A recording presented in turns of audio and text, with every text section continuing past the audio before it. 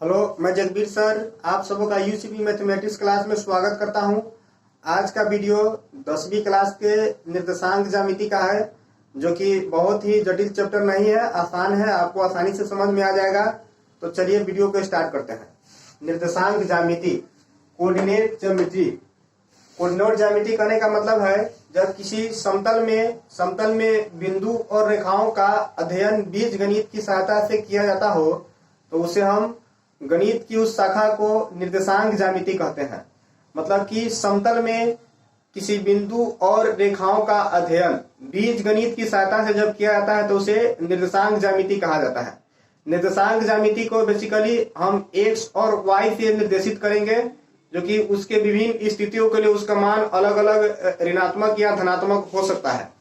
तो यहाँ पे ध्यान दीजिए कि यहाँ से जो समतल में एक रेखा खींची गई x से x डैश, इसको हम कहेंगे x अक्ष।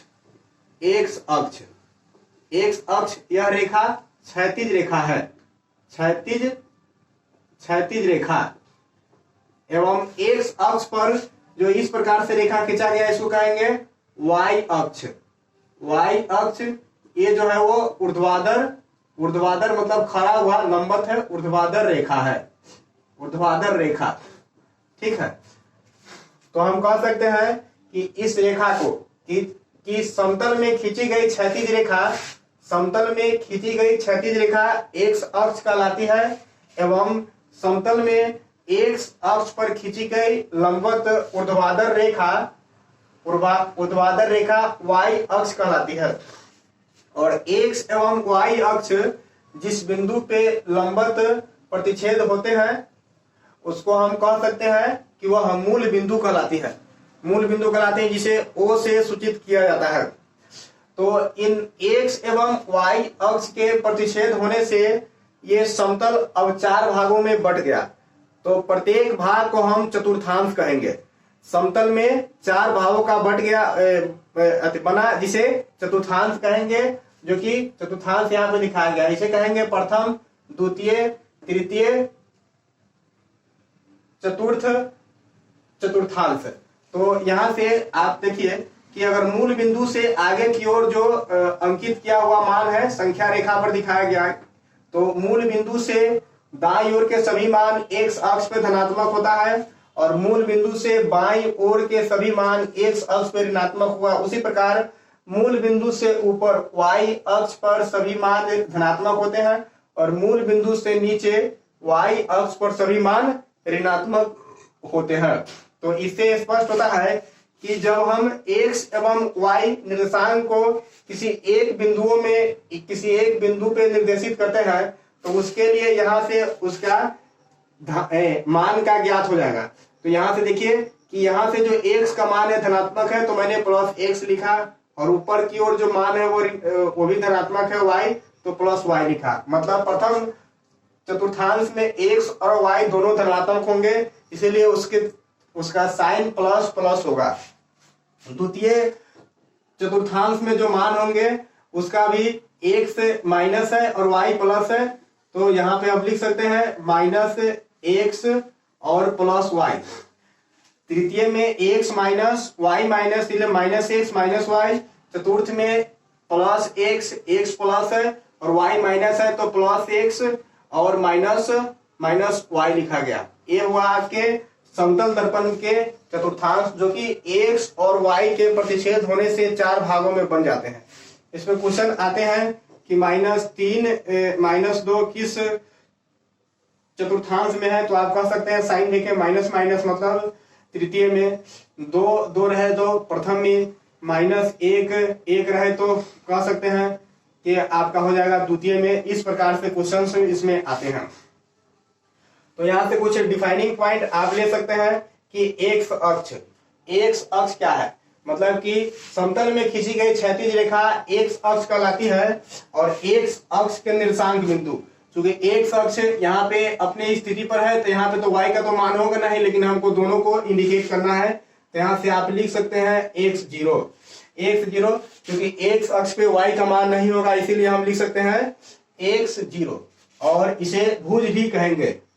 उसके बाद आप देखिए कि y अक्ष कि एक्स अक्ष पर खींची गई लंबवत रेखा वाई अक्ष कहलाती है, इसे कोटि भी कहते हैं, और इसके निर्देशांक बिंदु 0 वाई। तो जो कि पहले हम एक्स को लिखेंगे तो एक्स की स्थिति तो 0 होगी वाई अक्ष पे, इसीलिए 0 वाई यहां से इसको हम लिखेंगे। तीसरा है मूल बिंदु।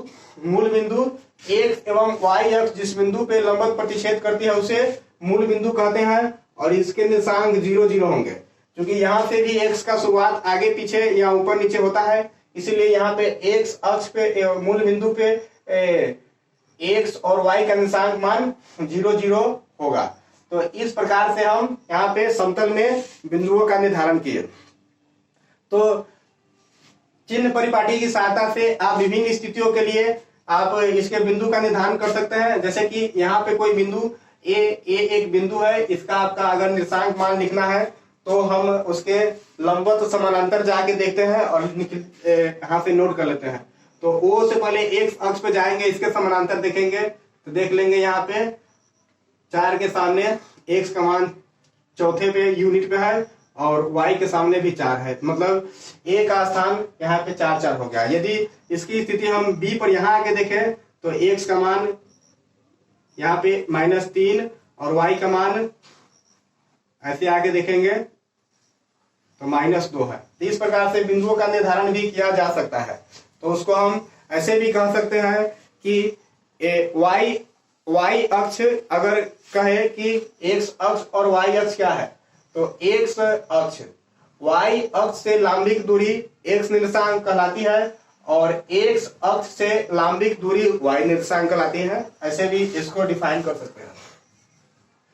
तो यहाँ से आपके निर्देशांक ज्यामिति से जो रिलेटेड पॉइंट है ये समझ में आ गया होगा। अब इसी स्थिति को आगे बढ़ाते हुए हम जानेंगे कि अगर किसी समतल में किसी बिंदु को सूचित किया जाए तो उसका हम दूरी कैसे ज्ञात करेंगे। जैसे यहाँ एक स्थिति हम लिखे कि A एक बिंदु है, ठीक है, और यहाँ एक B बिंदु है और A और B के बीच की दूरी निकालना हो, ठीक है। A और B के बीच की दूरी निकालना हो निर्देशांक बिंदुओं की सहायता से। तो इसके दूरी ज्ञात करने के लिए इसके हम निर्देशांक को ज्ञात करते हैं सबसे पहले।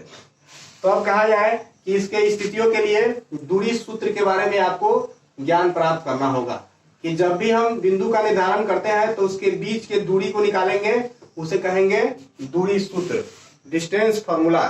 इसके बारे में हम अगले वीडियो में डिटेल से डिस्कस करेंगे कि समतल में अगर A और B के निर्देशांक बिंदु दिए गए हों तो उन बिंदुओं के बीच की दूरी क्या होती है, और उससे आगे हम लोग उन बिंदुओं के बीच के मध्य बिंदु सेक्शन फार्मूला जिसे विभाजन सूत्र कहेंगे के बारे में डिटेल से जानेंगे। तो वीडियो आपको समझ में आ गया होगा। इससे रिलेटेड क्वेश्चंस हम लोग अगले वीडियो में अभ्यास करेंगे। आगे जब यहाँ के इंट्रोडक्शन वीडियो खत्म हो जाएगा तो उसके बारे में हम लोग डिस्कस करेंगे और क्वेश्चंस को बनाने के बाद आपको यह चैप्टर आसान लगने लगेगा। तो नमस्कार, धन्यवाद।